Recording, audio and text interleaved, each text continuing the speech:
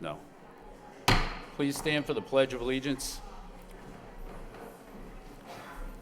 I pledge allegiance to the flag of the United States of America and to the republic for which it stands, one nation, under God, indivisible, with liberty and justice for all.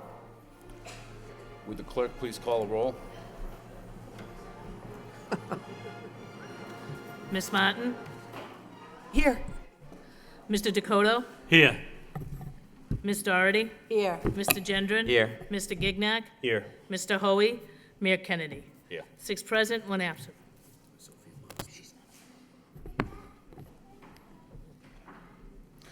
All right, the first order of business is a special order of business, a spotlight on excellence for the summer reading program. Deputy Superintendent Durkin.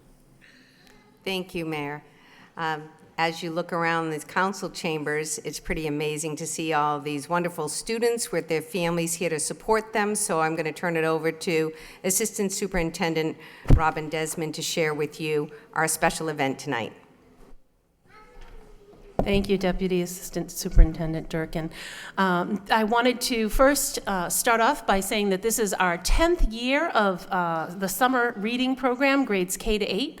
I want to thank our families, parents, guardians, for working with their children at home this summer to encourage summer reading. I also want to thank our staff for supporting this effort, as well as some community partners who helped to provide us with some special promotions to make this a fun event for everybody. I also want to especially thank the Lowell School Committee for always enthusiastically welcoming everybody here and celebrating this summer reading event.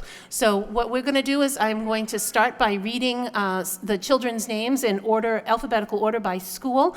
Every student received a certificate who participated, and then each school had a drawing, and there were 3 students selected from the drawing to represent their school here tonight. So we will start with the Bailey School. Erin Finn.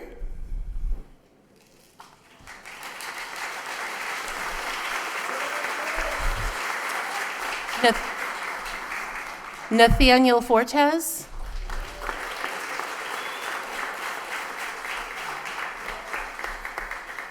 Joseph Nguyen.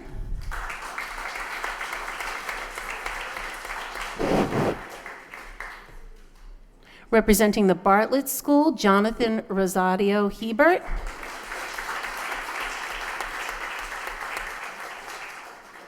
John Mathai. Rafael Torres Vasquez.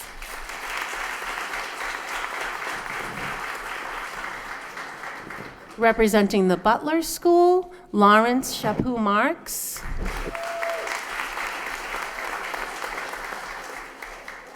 Jordan Oweng.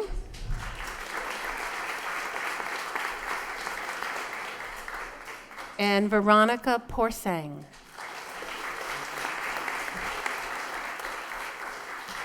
Representing the Daly School is Harrison Ho. Aaron Pock.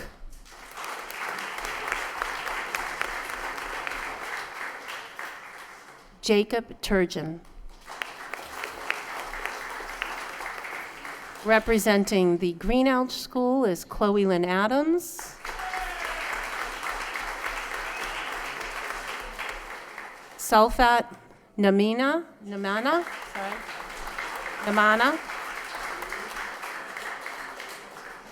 Kavish Shah.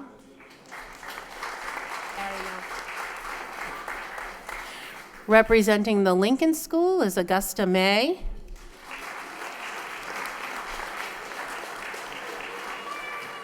Theodore Meese. Kittrick Farak.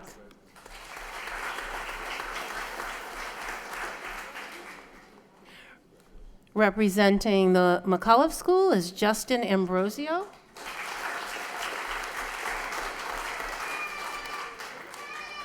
Kiani Correa.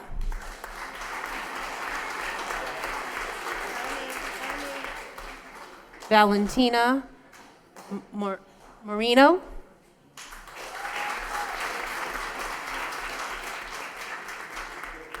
Representing the McAvenue School is Natalie Ahi.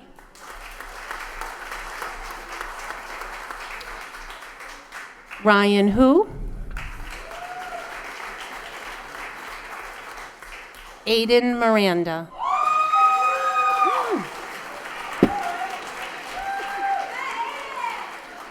Representing the Moody School is Evelyn D. Oliveira.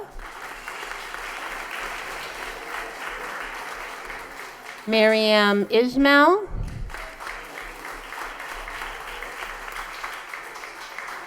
Chase Steinberg.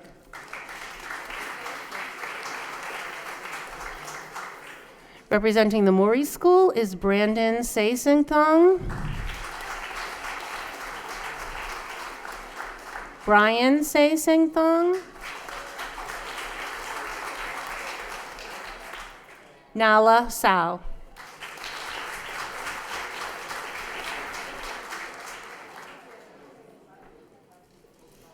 Representing the Merkland School is Malia Rai.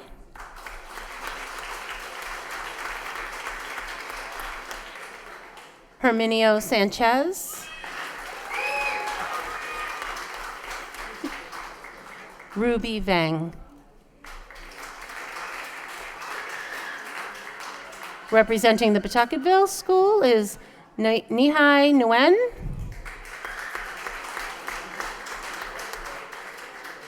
Nathan Petsive, sorry. Maybell Shaw. Representing the Pine Arts School is Savannah Bartlett.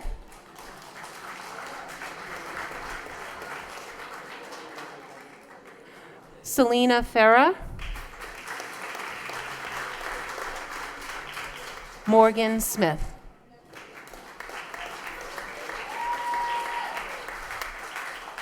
Representing the Riley School is Jonathan Brown. Samara Miranda.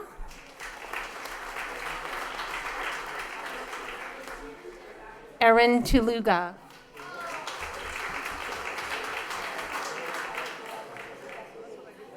Nice. Representing the Robinson School is Matthew Bergeron.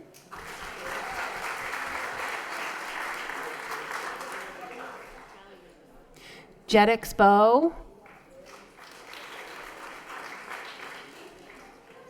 Malia Garcia.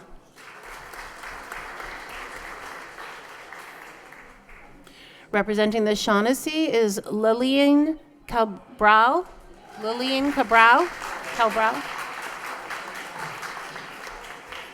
Anthony Martinez. Jasmine Martinez. From the STEM Academy, Rihanna Kinner.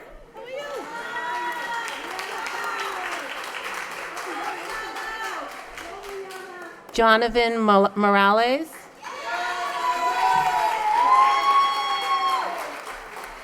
Richard Triv. From the Stoklosa School is Buchanan Chim. Carolyn Chim. Miriam Kang. From the Sullivan School, Matthew Botto.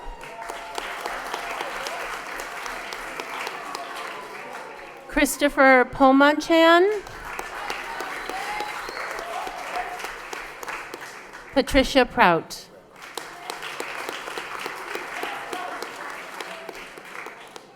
Representing the Wang School is Terrence Lorne. Molly Shribman.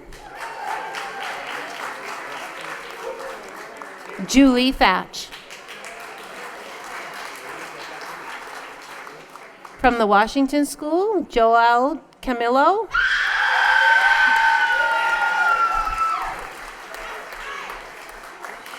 Gabriel Leduc. Ania Sace.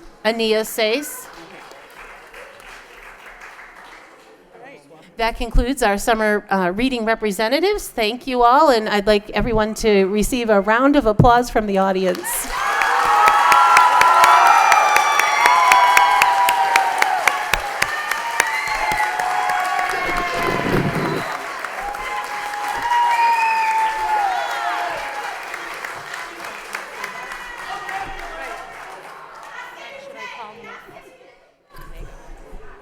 Before you leave, can we try to do a group picture with everybody, with all of the kids up here and the members of the school committee? So just, I also want to just thank Melissa Newell, who is our coordinator for English Language Arts, who puts all this together.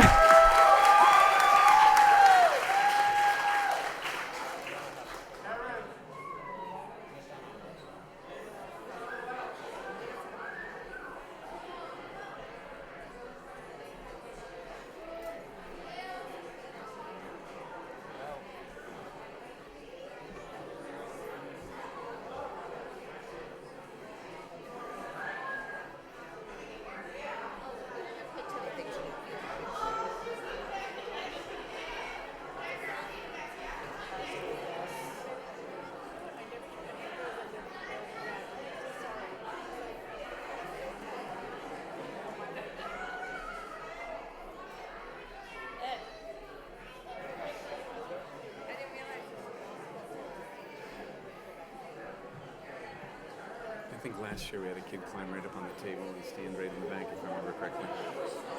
It's very funny.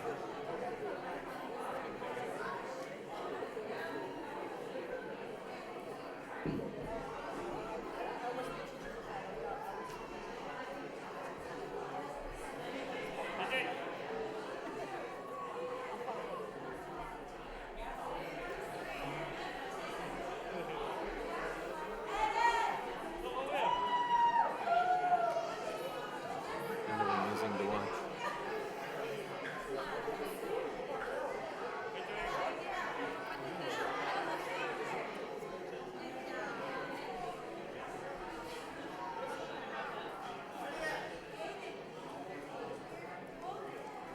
Be a panoramic.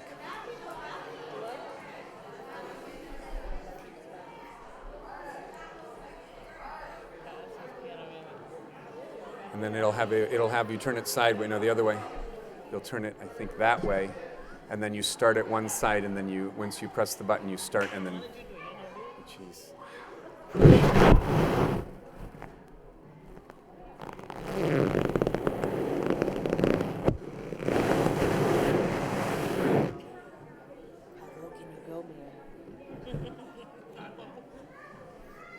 Is that all right? Paparazzi back here. I haven't.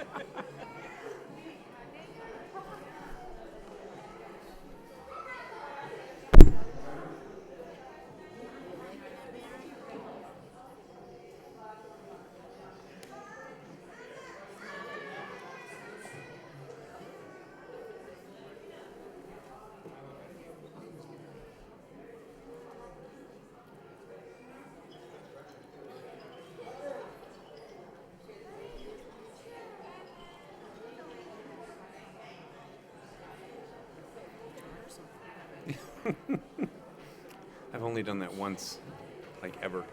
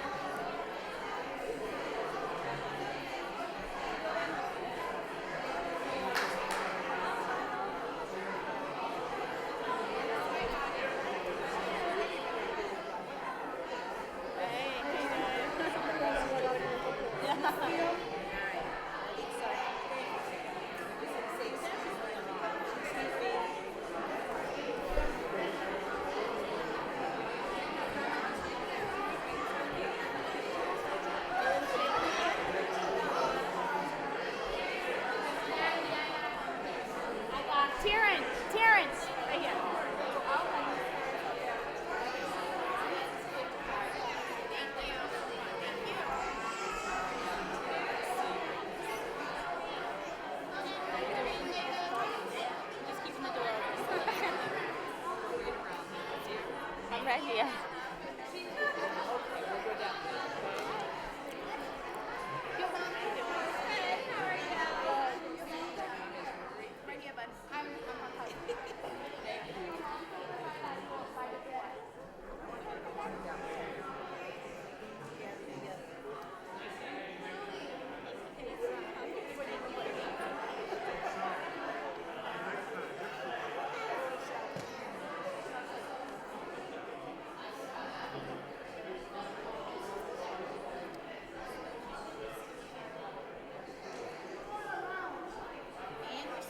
Yeah, we're scooching.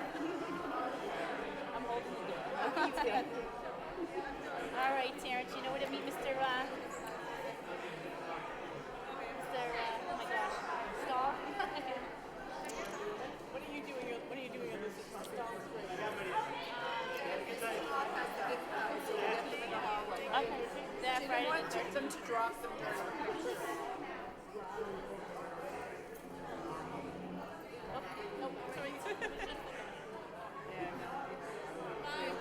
Don't park right in front. They got a really great parking space. I was lucky. First time I ever was that close.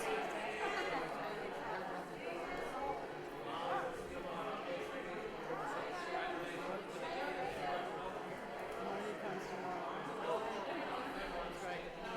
And she turns up. I'm like, oh, thank goodness. Okay, you want to find your mom? Yeah, he's mine.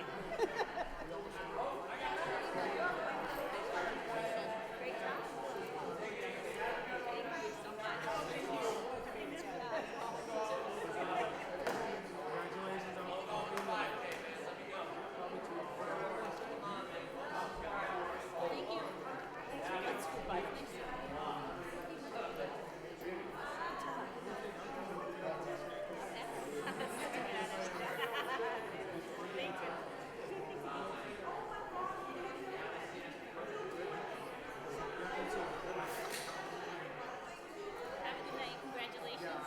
Thank you. Congratulations.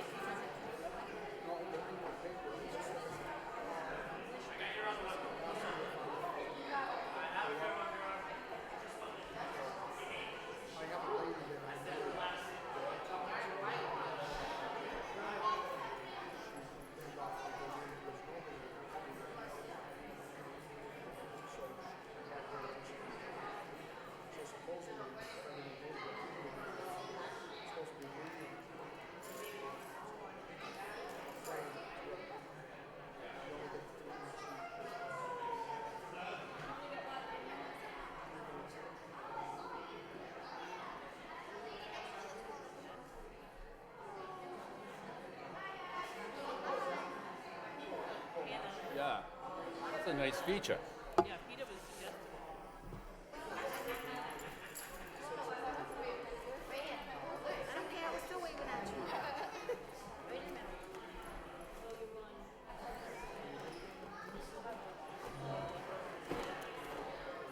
Before we get there, all right, if we can resume the meeting at this point.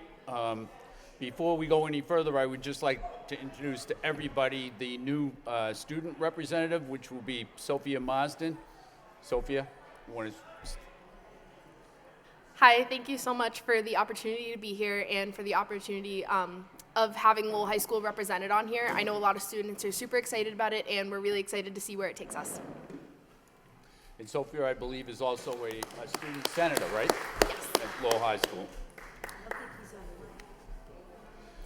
All right, so next we have the minutes, the approval of the minutes of the regular school committee meeting of Wednesday, September 20th, 2017 for acceptance. We have a motion to accept the minutes by Ms. Doherty, seconded by Mr. Dakota. Discussion on the minutes. Mr. Dakota? Actually, before we do the minutes, could we get just a brief report from Superintendent Desmond about the summer reading program?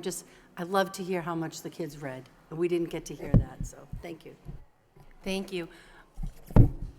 So this year, as the children were reading, we asked them to do a couple of things. We asked them to keep summer logs where they recorded their thoughts, feelings, and ideas around what they were reading.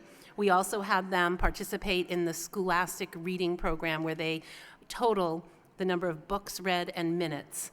And this year, students who participated read a total of 41,495 books, which totaled 4,559,632 minutes.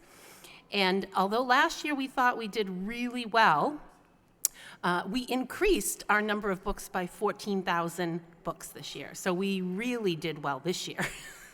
And we'll continue to promote that thanks to your help and the efforts of the students and staff and families and community partners continue to promote this further next summer. Thank you. Any further discussion? If not, we have the minutes for acceptance. All in favor? All opposed? So voted. Next is permission to enter. Do we have a motion to approve?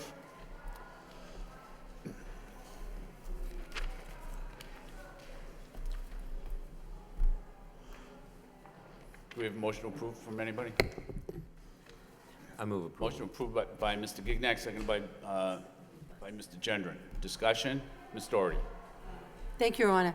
One of the things on the permission to enter is to move forward with a new special education bus company. And I'm not against doing that. I do have a motion on later in the agenda, which, I don't know, do you want to talk about it now or wait till we get to that point? If there's no objection, we could take the motion up at the same time. And also, there were several people, I guess, that wanted to speak on this issue, and none of them have registered to speak, but we've allowed 3 for 3 minutes each.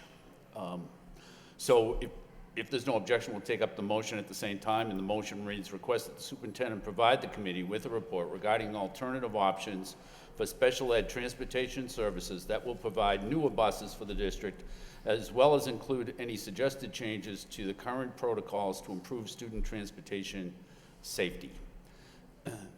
Motion seconded by Mr. Gignac. Ms. Doherty on the motion. Thank you, Your Honor. So part of that is being addressed here with this suggested to move to this bus company, which I don't have strong feelings either way, but I was looking to make sure that whatever we do, we get the newer buses. That the driver has to walk to the back of the bus and push a button or indicate in some way. Without that, there's an alarm or flashing lights or something, you can't leave the bus. And then the other piece of my motion was really to look at, we follow protocol, and thank God this child was fine, that he wasn't hurt. But I'm wondering if we could beef up that protocol. So that's where I was asking for a report to look at where we called the home and left a message and didn't actually speak with anyone.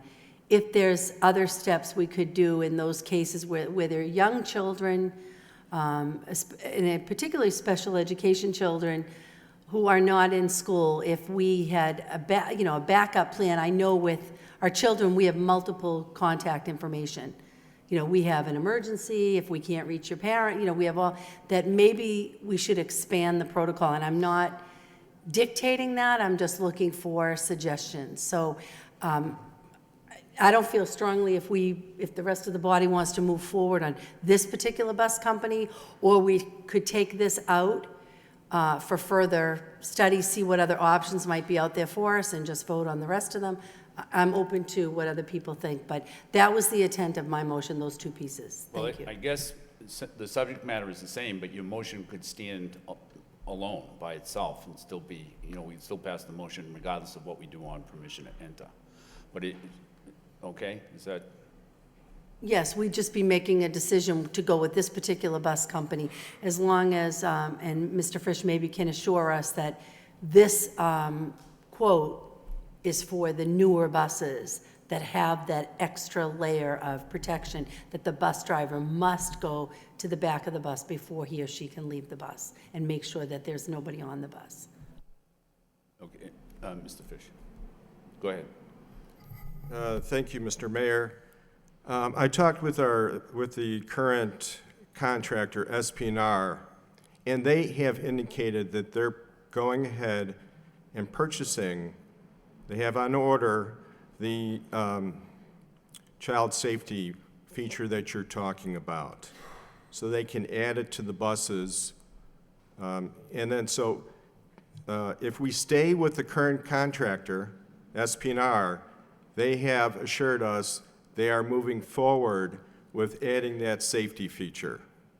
So I just wanted either option takes in consideration that safety feature we'll have. Either option that we look at. Mr. Gendron. Thank you, Mr. Mayor. I have no problem with moving forward on this change. I think, the incident in question here is truly inexcusable, and I think that it makes sense for us to look for another contractor here. But my question is, contractually, are we able to do this? I mean, I think we're under contract with this company. Do we have the right to leave them and go to somebody else? And what about financially? Is there any financial, do we have to pay more in order to do that?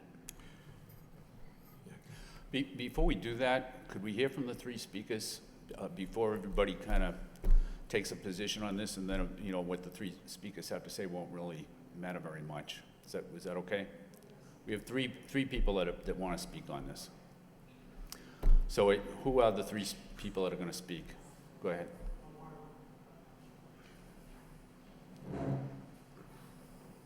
Yeah, my name is Dan Gaudet. I work for SPNR Transportation. I think I've been there for about 12 years now. And I've listened to a lot of media stuff, and which I disagree with a lot of things. We do have a protocol. We go to the back of the bus, and as we're walking down, we check the seats, and we put a sign in the bus. That's what you're supposed to do. These buzzer things there, in the past, I've used them. There's times when they don't work, okay? So just to have that in mind, okay, because that's electrical. Electrical don't always last, okay? And, for degrading the company and stuff for what they do, we have meetings once a month all the time. We do testing, on every subject. One of them is, for the safety of the children. I pray every day that I don't leave a kid on the bus. I have a special needs daughter, okay? And out of all the companies in Lowell that I've ever had to deal with for her getting rides, SPNR would be the only company that I would send my daughter to. I mean, I'm not just saying that or anything like that. They're a good company, very good. I take pride in what I do, but I pray every single day that I don't leave a child on the bus. But does anybody here in their whole life, people must make mistakes here every day. I know I do, So just because of a driver making a mistake, it means the company has to suffer? No, I don't think that's right. I don't think it's right at all. Because of one person, who's to say that when you bring in the next company, that they don't end up with the problem? What are you going to do then, rebid the thing again? No, you can't do that. You cannot do that. It's not right. It's not right. Nobody thinks of all these things.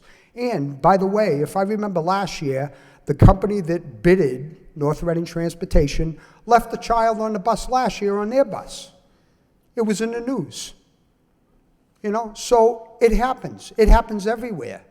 There was a state that had a bus driver and a monitor on it, and they still left the child on the bus.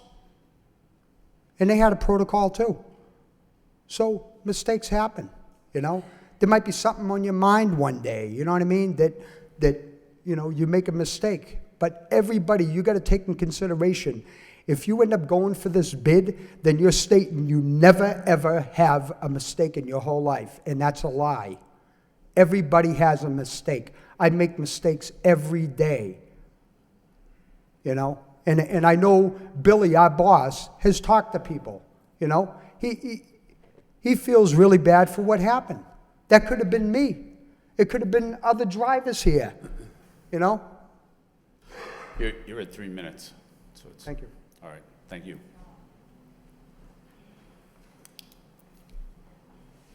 Hi, I'm the safety instructor at SPNR Transportation.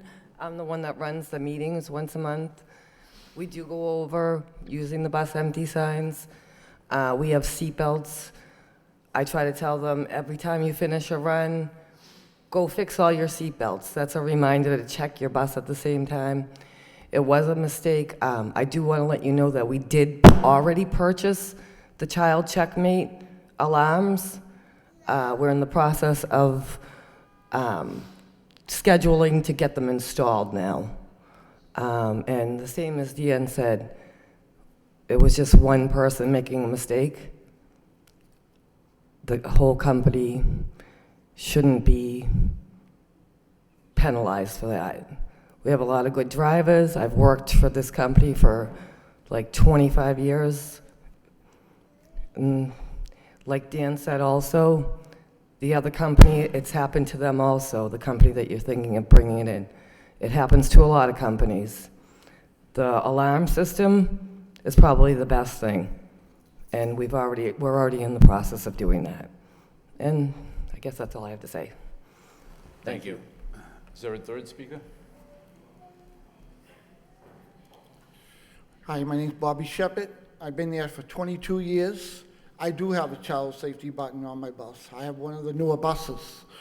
Been there a long time, a lot of good drivers. Just nervous if people are going to still have a job. Wonder what's going to happen in the future. Been with the office for a long time. They're more like family. Wonder if they're still going to be there. What's the changes? Looking for answers and don't know what's going on. If people are going to be out of work. Just trying to get some answers and see what's going on. Just to represent the SP&R name.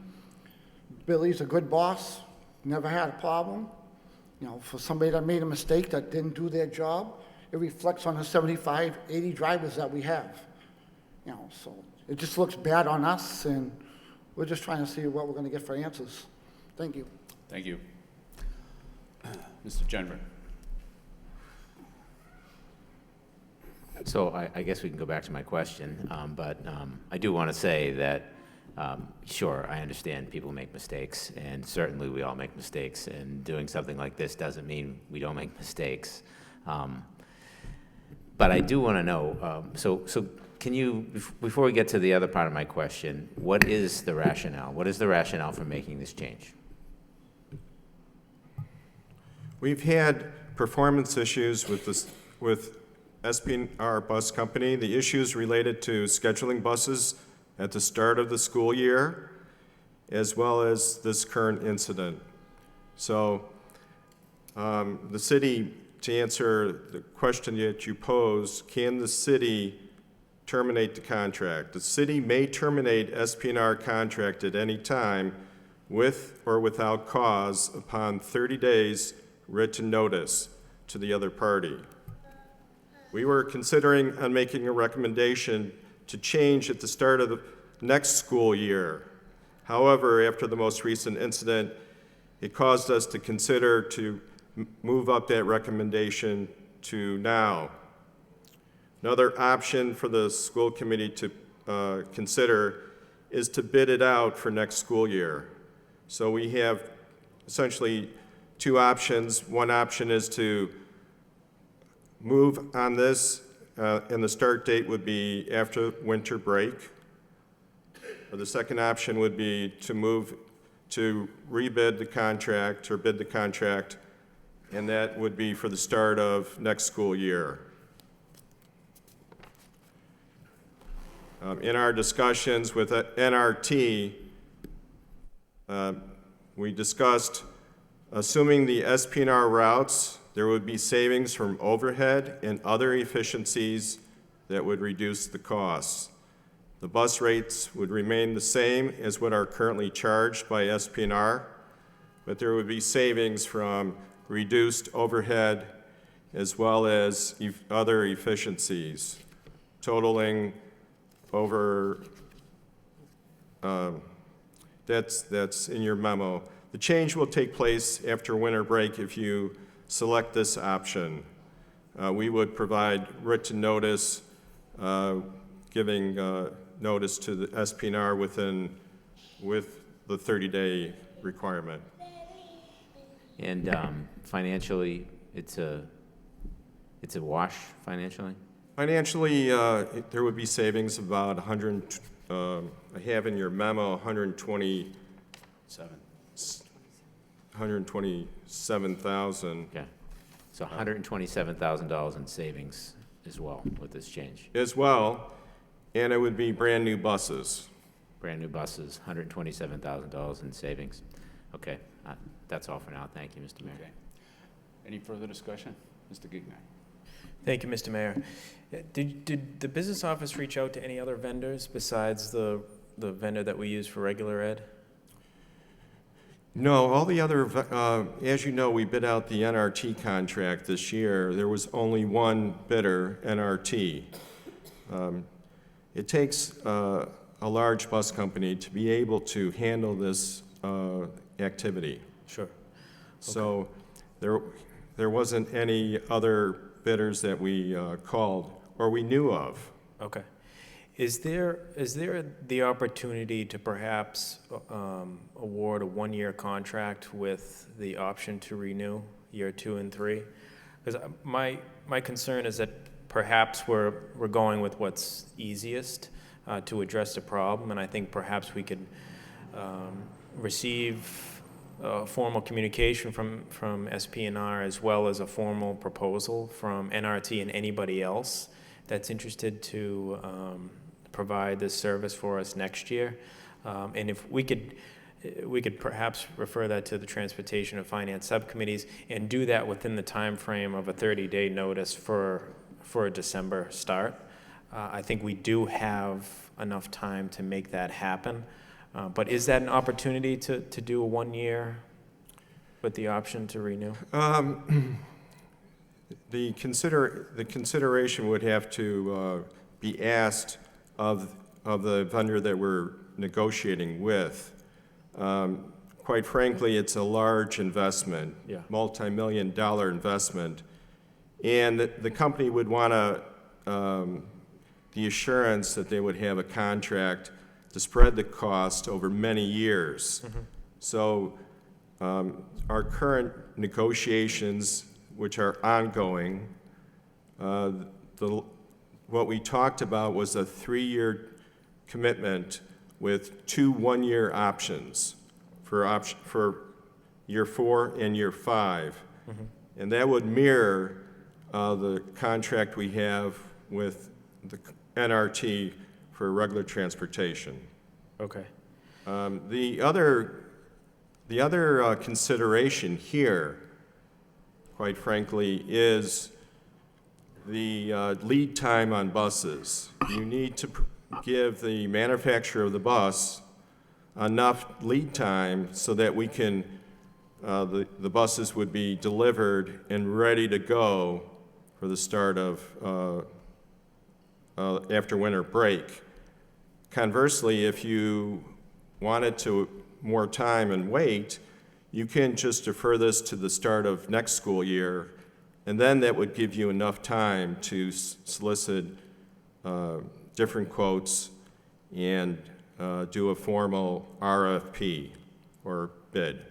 It's not required, but you have the option to do so. Okay.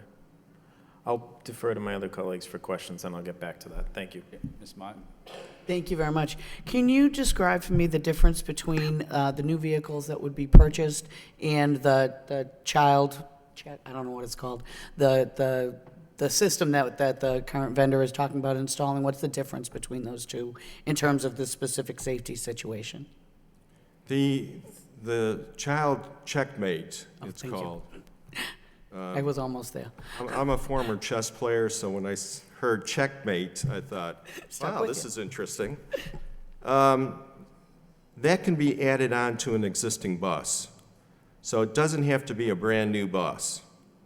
So the current vendor said, SPNR, that he had ordered the child checkmate and would be installing it on all his buses. Now, when we talked with NRT, he said all his buses have the child checkmate add-on feature. So they'd be purchasing, I'm just trying to understand if there's a difference between what NRT would be purchasing in terms of a new bus, is that like a factory installed child checkmate? Does that function in a different way? Or is it really just an add-on no matter what, whether it's a new bus or an old bus? The child checkmate is just an additional thing that happens after sale? I do have the owner of the company in the audience, and that is the question that I'd like to pose to him. He has more experience with this. That'd be great. John McCarthy, would you come to the podium?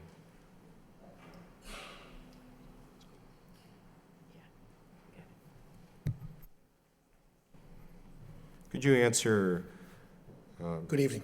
Ms. Martin's question regarding is there a difference between a factory install or just adding it on to an existing bus down the after?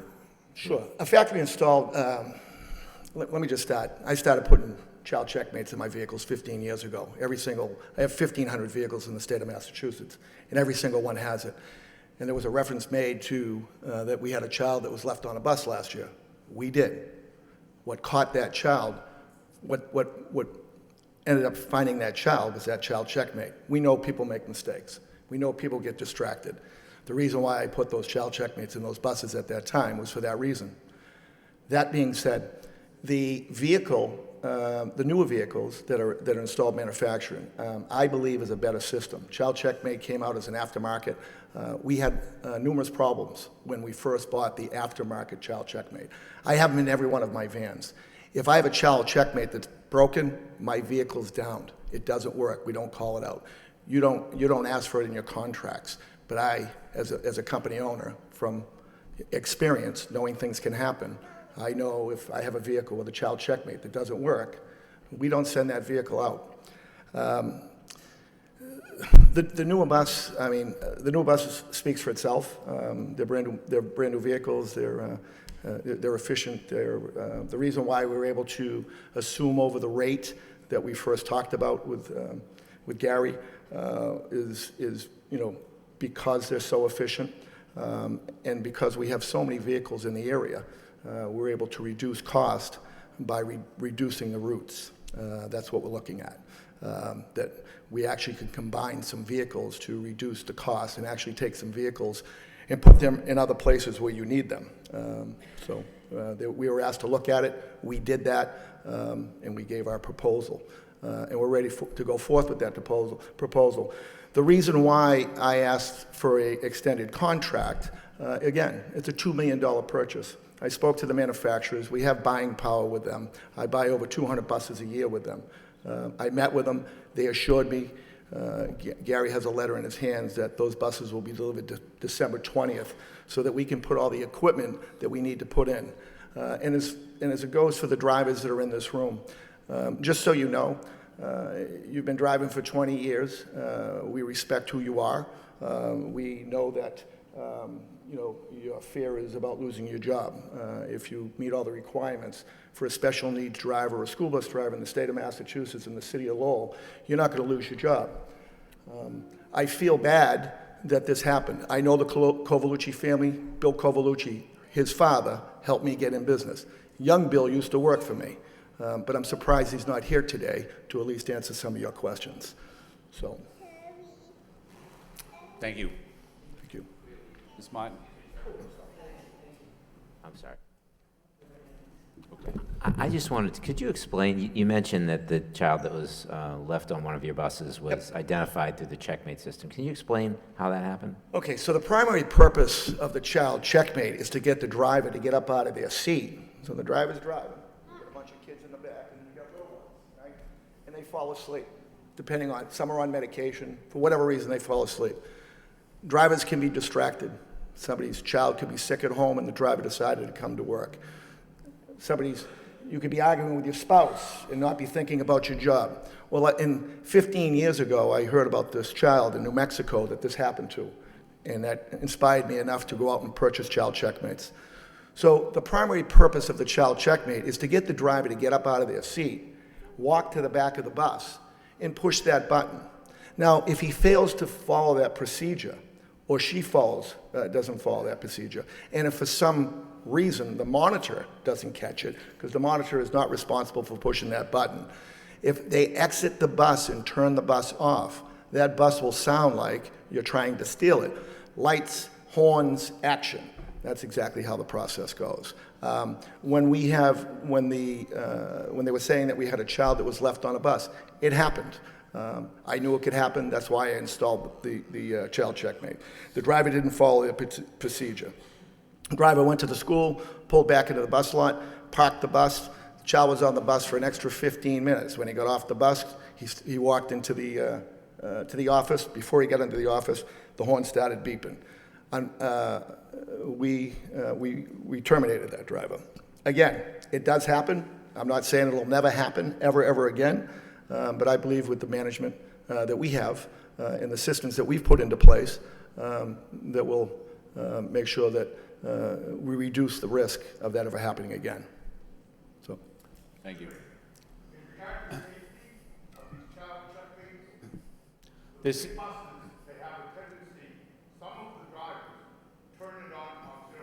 Yeah, this isn't a public hearing, okay? He was called to the microphone. That's different from just raising your hand. Mr. Gendron. I'm all set. Thank you, Mr. Mayor. Okay. Ms. Doherty? Everybody's all set? All right, so first we'll vote on the motion, then on permission to enter, if there's no objection, on your motion. Could I just ask, how long have we been working with SPNR? It's been, I don't have the exact date, but I'm believing it's 20 years is what I've been told. I would have to verify that, but that's what I've been told.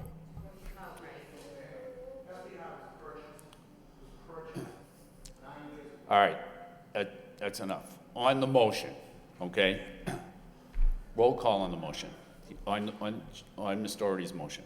The motion, I'll just read it again. Request that the superintendent provide the committee with a report regarding alternative options for special ed transportation services that will provide newer buses for the district, as well as include any suggested changes to current protocols to improve student transportation safety.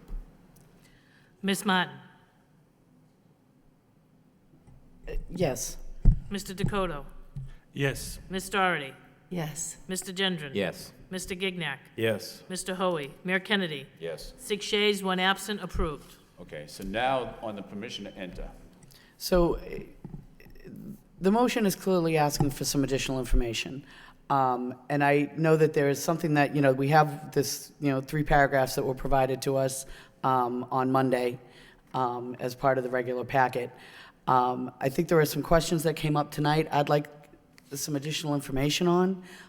So before we make a decision, I don't feel comfortable making a decision on changing a contract this important unless we have an ample opportunity to discuss and to get the information.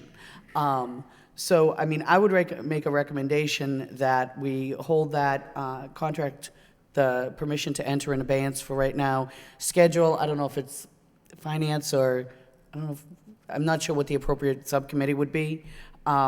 So I'd entertain any motions for anyone who wants to host this.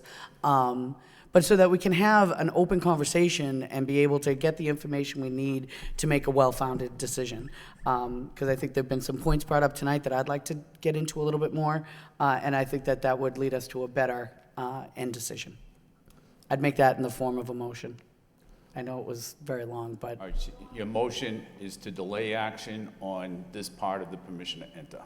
Look at that. See, exactly. Until the next meeting. And request that the administration pull for a subcommittee so that we can have the opportunity to ask additional questions and get additional information.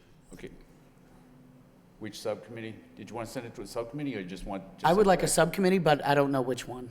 I'd be open. Probably operations, finance and operations. There you go. Finance. Finance. Okay, so a second to the motion? Second by Mr. Gignac. Discussion on the motion.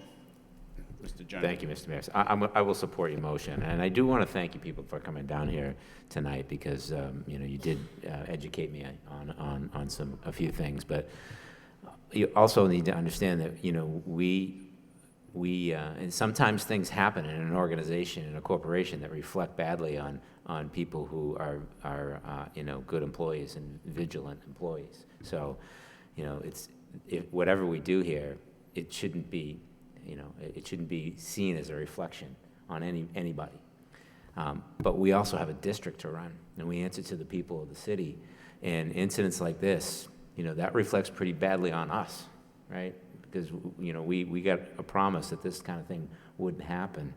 So, and we're talking about new buses, and we're talking about saving $127,000. We have great financial needs in this district. We have to consider that. So I support the idea of more discussion, but I hope you understand that, if we take this action, it shouldn't be a reflection on you. I realize that there might be consequences, but we have to run our district, and we have to do our job here. So I appreciate you coming down, though.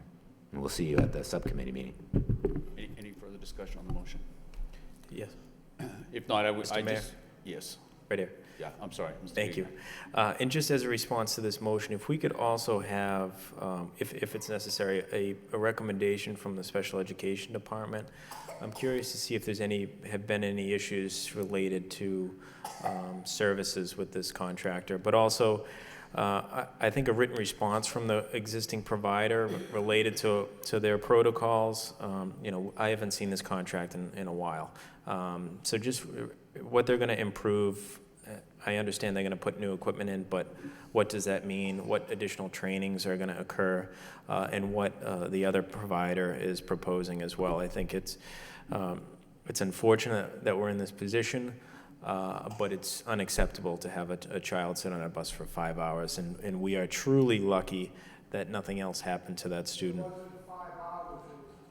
Excuse me, you're out of order, all right? Yeah. Go ahead, Mr. Gignac. Thank you, Mr. Mayor. 15 minutes is far too long, but I, as chair of the Finance Committee, I'm happy to host this meeting, and I think we can do it before our next full school committee meeting and take action that evening. Thank you. Thank you. Any further discussion? Could I just ask you to, Deputy Superintendent, why was this recommendation, why is the superintendent making this recommendation? It's beyond just the incident of last week, isn't it?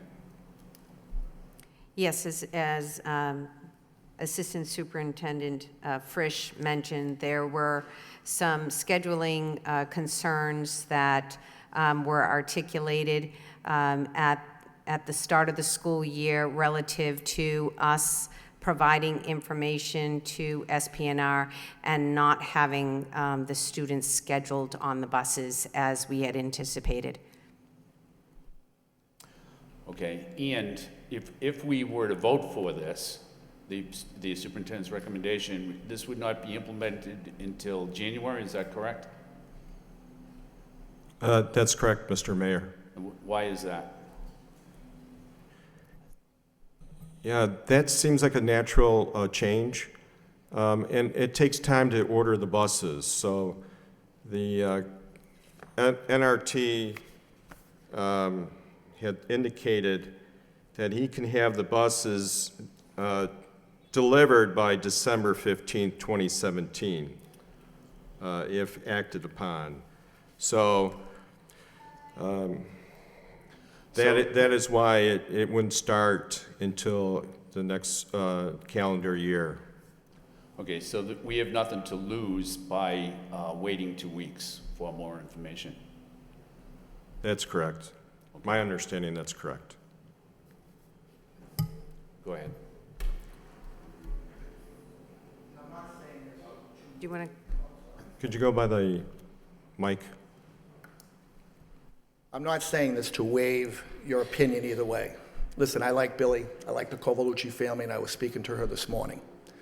If you don't make this decision tonight, those buses will not be delivered in time for the transition. They're being made. If you go to another contractor, these buses are very specific. They're made for a specific use, and they're not a bunch of them hanging around. If you asked me to do this over the summer, I had 32 of them hanging around, but we sold them. So long story short, I talked to the manufacturer. If I don't put an order in by next Thursday, they will not be delivered on the time that he guaranteed me that they would. Just a time frame for manufacturing. So, just so that we're clear, what he indicated was that the buses would be delivered in early December.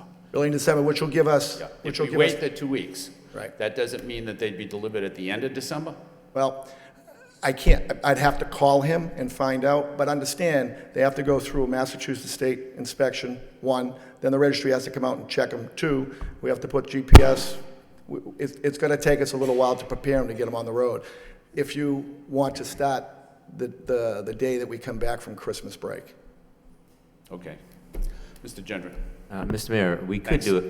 we could do a subcommittee of the whole before next Thursday, and then we could take action on this motion right at the subcommittee if we wanted to fulfill the request to get more information and still take action before next Thursday.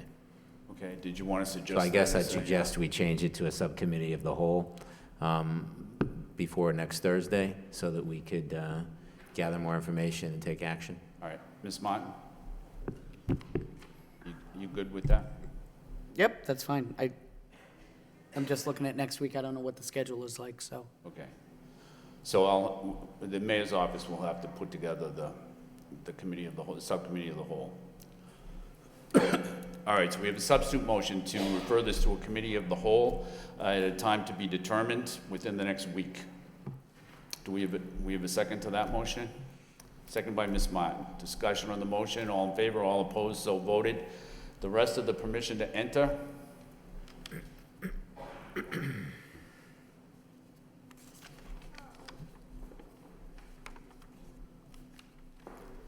Do we have a motion to approve? Motion approved by Mr. Gignax. Oh, that motion's already been made and seconded. Discussion on the motion. Roll call. Ms. Martin? Mr. Dakota? Yes. Ms. Doherty? Yes. Mr. Gendron? Yes. Mr. Gignac? Yes. Mr. Hoey? Mayor Kennedy? Yes. 5 yeas, 2 absent, approved. Okay, the next motion is by Ms. Doherty. Request that the superintendent provide the committee with an update on diversity staffing initiatives and results to date. Second by Mr. Dakota. Ms. Doherty. I think the motion pretty much speaks for itself. I know we had put in some additional funds to recruit, and I'm just looking for an update on what results we've seen so far. Thank you. Okay, any further discussion on the motion? All in favor, all opposed, so voted. The next motion is by Mr. Gendron. Request that the superintendent revisit the plan to provide the LRTA bus passes for LHS students with financial need. Seconded by Mr. Gignac. Thank you, Mr. Mayor. This motion does not speak for itself, so let me add some color here. This motion came before the body once before. We supported it, and we got a report back from the administration. It's kind of documenting the costs around doing that, the kind of worst case costs. But what I would like to see is a plan to implement this. I would like to make sure that we have every kid at Lowell High School has an opportunity to take an LRTA bus to school. There had been reports in the past of kids who live a couple of miles from the school, can't afford an LRTA pass, don't have a ride, so they got to walk to school, in the snow and everything else, and that's just not right. And I think we have the resources to leverage LRTA. Since our high school is downtown, we can leverage LRTA and get those kids transportation if they truly need it. So I think the information we got said the bus pass was $20 a month. And if you do the math and you provided every kid at Lowell High School a bus pass, it's somewhere around $500,000, which is obviously more than we want to spend. But I think that if you take it a step further and you say, okay, let's remove the kids who are within a 1 mile radius, or maybe it's, that distance is TBD, but nonetheless, we remove a big chunk of the student body by doing that. And then I think that if, with the rest of the students, if you truly looked at financial need, you could reduce that number even more. So, I don't want to dictate the process by which you do this, but I really want to make sure that any kid who truly can't afford a bus pass and lives a good distance from Lowell High School can get one and get a ride to Lowell High School. That's my goal. Okay, thank you. Any further discussion on the motion? If not, all in favor of the motion, all opposed, so voted. Next, on the reports of the superintendent, we have the monthly financial report. Any discussion, Mr. Gignac? Thank you, Mr. Mayor. Just a quick question. Where on here did we decrease the budget related to the supply line?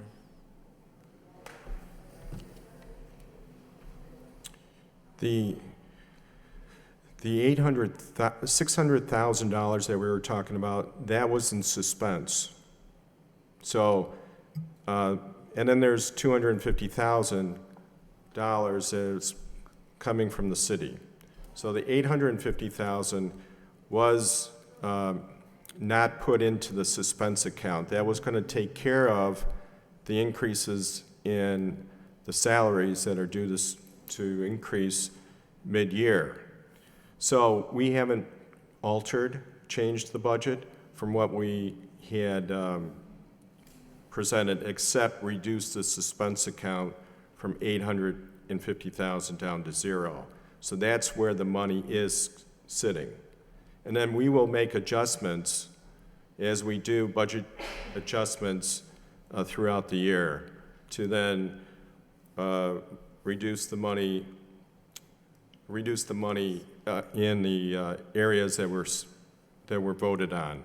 Now the supplies, as you know, that was voted to reduce the supplies, but it was left up to the administration to be able to find other budget line items to reduce. So that's yet to be determined. Okay, can you keep us informed of that one? I certainly will. Thank you. And was there an issue at the beginning of the year related to custodial supplies? There was, yes, the custodial supplies, there was there were purchase requisitions printed. Apparently they sat on someone's desk and there was a delay there. Someone was on vacation.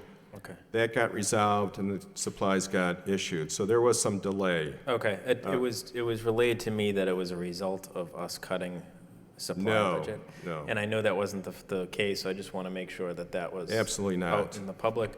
I also have a question perhaps for the deputy superintendent, and it's related to this report and finances. Are we planning anything related to the possibility of an influx of students from Puerto Rico? So we have received information from the state relative to the potential for students arriving. We're working with the state right now, and we'll have more information forthcoming. There has been some communication relative to that, and we have seen one or two students coming into the district at this point who are coming to stay with family.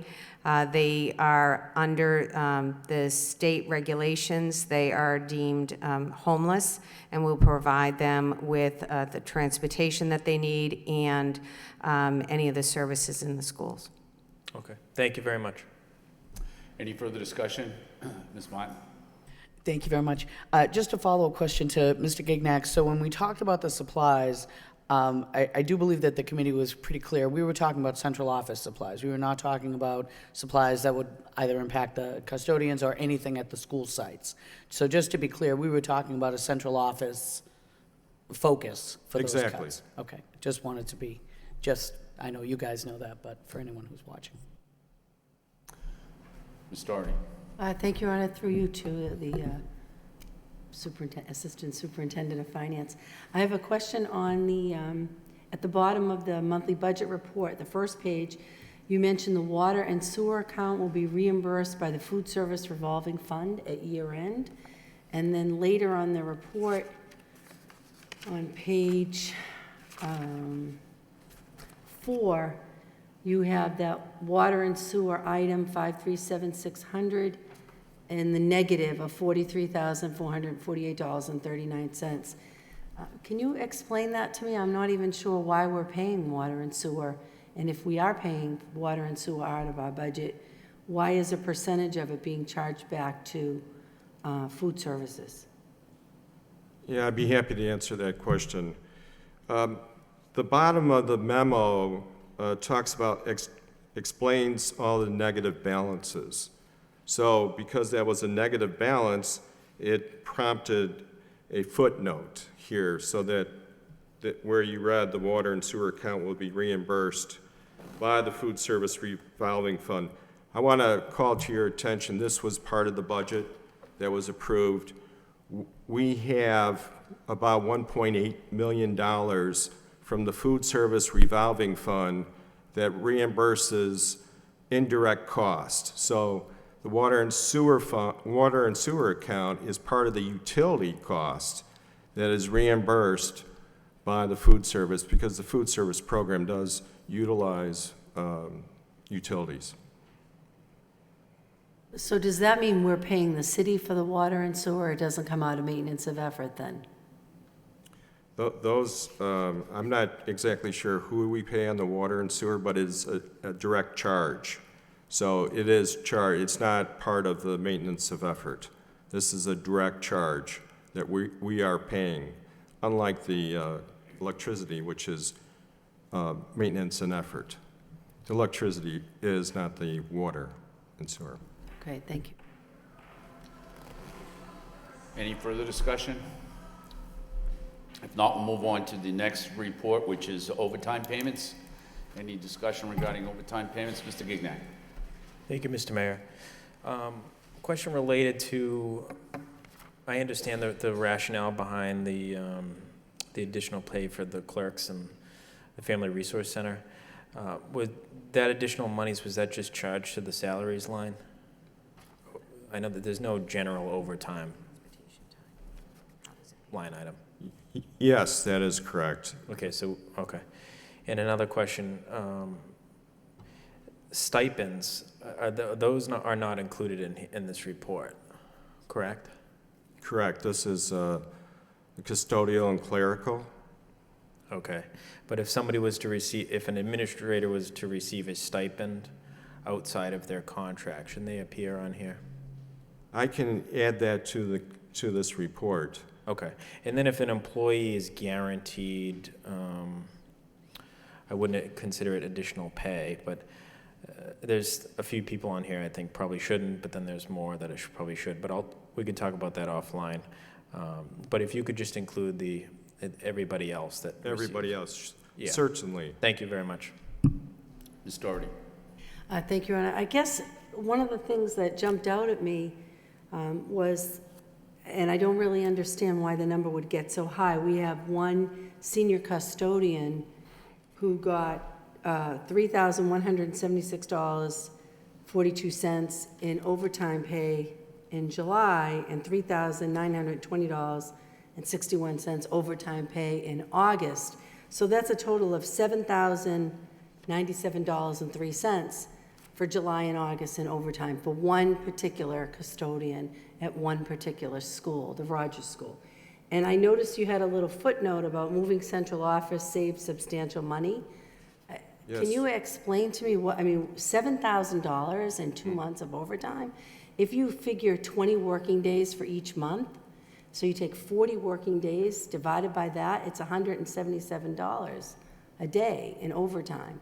It just seems like a lot, and I'm trying to understand what was that in July and August? I'd be happy to explain that. That's atypical. As you know, the summer is a very hectic time period, especially when you're having construction done at your school. So the Rogers had 6 classrooms that were remodeled during the summer. This particular custodian was short one custodian in his building, so he was entitled to man-out overtime hours per the union contract. In addition, he had CTI overtime hours. Now, there's an after-school program at the Rogers STEM Academy, and that went from 3 to 6. His workday ended at 3 because he worked 7 to 3 in the summertime. So that was 3 hours of overtime every day, which normally split between other custodians at the Rogers, but since they were short one custodian, he ended up taking those hours. In addition, there was overtime hours to be approved, that were approved for cleaning. The major remodeling ended the weekend before the start of school, so he had to work over the weekend to get the school ready for the start of school. In addition, he was part of a crew that moved the central office from 144 to 155, as well as other moves to for the new CSA day school in Methuen. So, by the way, I would like to point out that we had a contractor give us a quote on the moving costs, and that cost was $20,000. We ended up spending $6,000 on our custodians for overtime. We reduced costs by $14,000. So I know it looks a lot, but there was a lot done, and it was a combination. No one thing added up to that $7,000 you talked about. Ms. Doherty? Is that, okay. Any further discussion on item 2? If not, we'll move on to item 3, which is the nursing staff report. Any discussion? If not, we'll move on to item 4, the security system status. Mr. Dakota. Could we go back to the nurse thing for a second? Sure. Thank you. I had a question. Is the person here? Okay. Good evening. So I'm Beth Moffett. I'm the nurse coordinator out of the health department. Thank you. I've got a couple of questions. Sure. First, how often are school nurses absent? Not specific ones, just in general. And do we have a pool of substitute school nurses to fill those places? We do. And unfortunately, I don't have the number of that. You know, we do get absences, and I have 4 float nurses plus 3 clinical managers so that we staff it that way if we have somebody that's absent. I have a pool of 9 subs. They're not really available. A lot of them do just 1 day a week, and there's only 1 sub that will allow me to call her in the morning. So everybody else is booked. So if it's a personal day or something like that. Right. So for sick calls, we do it with the floats that I have. Okay. I have one other question. I don't know if it was just a typographical error or anything like that. And I noticed all of the nurses that you had listed all had RNs after their names, and there's one name that didn't have an RN. I was wondering if that was just an omission? It must be, because they all have to have an Okay. RN. They do. They actually all have to have a BSN, so some have BSNs and some have Okay, MSNs. and the last thing is just kind of a comment, and I really appreciate the fact that you gave us all of those different cities and towns, what they pay their nurses, and so forth. And it's kind of telling, I think, for us to observe just how much our nurses are getting paid in Lowell compared to our surrounding towns. We start off actually higher than everyone, but then we're left in the dust after that. So I'm sure that has a lot to do with a lot of people just leaving on us, Right. and that hurts us. So I really think we should be looking at that more closely in terms of what are we paying our nurses, and why aren't they staying? And these numbers are telling. And we They do really are. actually have, I have since July of 2016, I've had 11 people that have moved on. But when I actually did the math and looked at it, 4 of them left for more money in other surrounding districts. 2 of them were retirees, 2 of them went back for MSN, 1 went for a different position, and 1 left because they were offered a job a mile from their home. Kind of hard to turn that down. Yeah, thank you.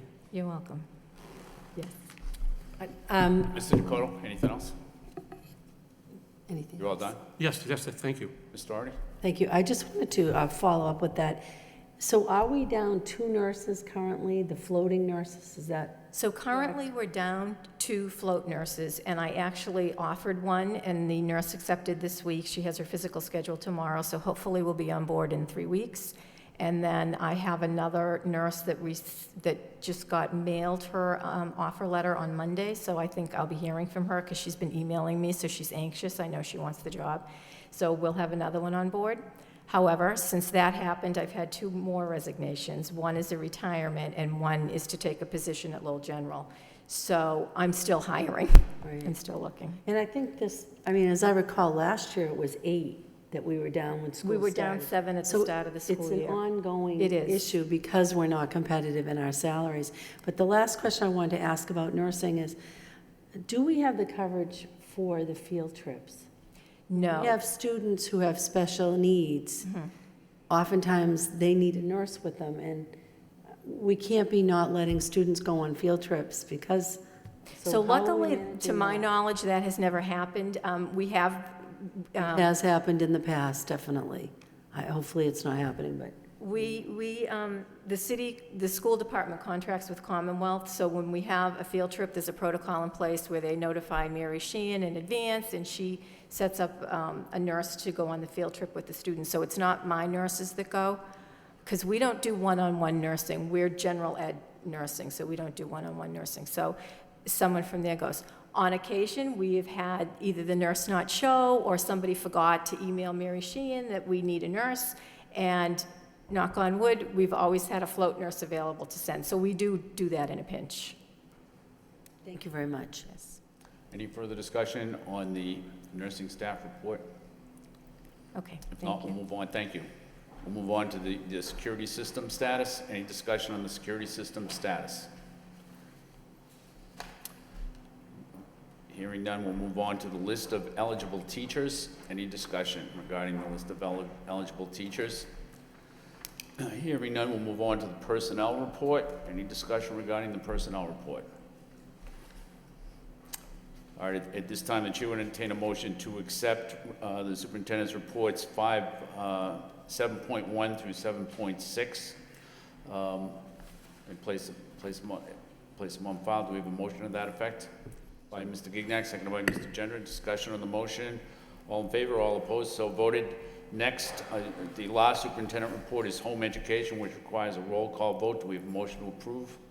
Motion approved by Mr. Gignac, seconded by Mr. Dakota. Discussion on the motion, roll call. Ms. Martin? Yes. Mr. Dakota? Yes. Ms. Doherty? Yes. Mr. Gendron? Yes. Mr. Gignac? Yes. Mr. Hoey? Mayor Kennedy? Yes. 6 yeas, 1 absent, approved. Next, under new business, we have a vote to accept a grant award in the amount of $1,370 to the Butler School from the GE Igniting Minds program. Do we have a motion to accept by Ms. Doherty, second by Mr. Dakota? Discussion, roll call. Ms. Martin?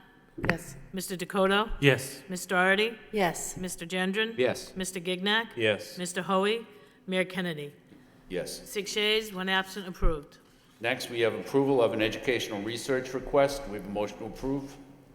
So moved. Motion approved by Mr. Gendron, seconded by Mr. Dakota. Discussion, Ms. Martin. Thank you very much.